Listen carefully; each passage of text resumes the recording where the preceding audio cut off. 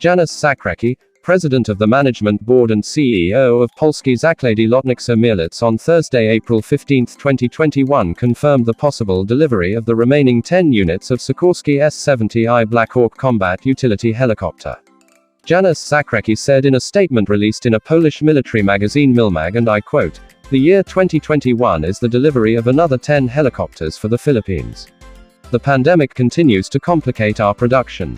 Nevertheless, we assume that the delivery of all 10 helicopters in batches of 5 on-board Antonov will be carried out as planned," unquote.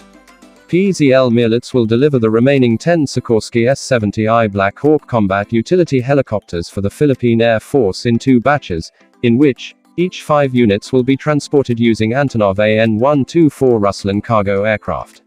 MaxDefense Philippines reported that the second batch will be probably delivered by May or June of 2021, as the PZL Mielec has been testing the helicopters as part of the process before delivering the product to its customer. End.